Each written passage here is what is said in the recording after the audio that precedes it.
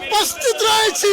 ভারতের আধিপত্য থাকবে না, ভারত একদিন খাল খাল হয়ে যাবে। আজকে আল্লামা মামুনুল হক ঘোষিত বাংলাদেশ খেলাফত মজলিসের পক্ষ থেকে আমাদের মহাসচিবের নেতৃত্বে আমরা ঢাকার রাজপথে পশ্চিমবঙ্গ সহ ভারতের প্রত্যন্ত রাজ্যে যেভাবে নির্মমভাবে মুসলমানদেরকে হত্যা করছে, নির্যাতন করছে, আমাদের মুসলমানদের অফিস আদালত দোকানপাট মসজিদ মাদ্রাসা ধ্বংস করছে, এই ধ্বংসের প্রতিবাদে আমরা ঘোষণা করছি ভারতের আধিপত্য থাকবে না, ভারত একদিন খাল খাল হয়ে যাবে।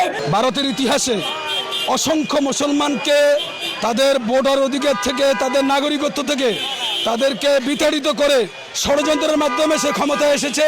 তার যে দুঃসাহস, সে দেশের ফ্যাসিস্ট সরকার খুনি হাসিনাকে নিয়ে আসবে বলেছে, আমরা ওয়েলকাম জানাইছি এবং শুভেন্দু অধিকারীকে বলছি, তুমিও এক সময় বাংলাদেশের নাগরিক ছিলা, তোমার পূর্বপুরুষেরা বাংলাদেশের নাগরিক ছিল, আজকে তুমি বাংলাদেশের বিরুদ্ধে, বাংলাদেশের স্বাধীনতা সার্বভৌমত্বের বিরুদ্ধে পক্ষ নিয়েছ।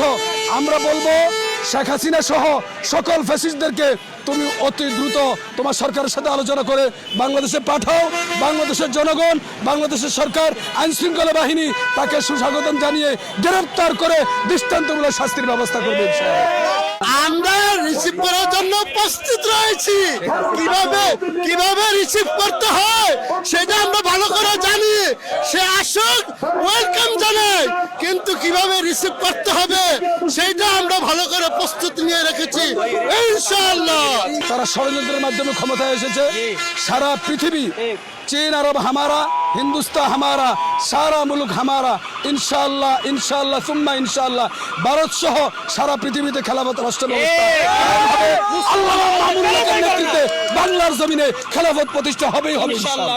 এই ভারত মহাদেশ 1857 সাল পর্যন্ত এটা মোগল সম্রাটেরা, মুসলমানেরা শাসন করেছে।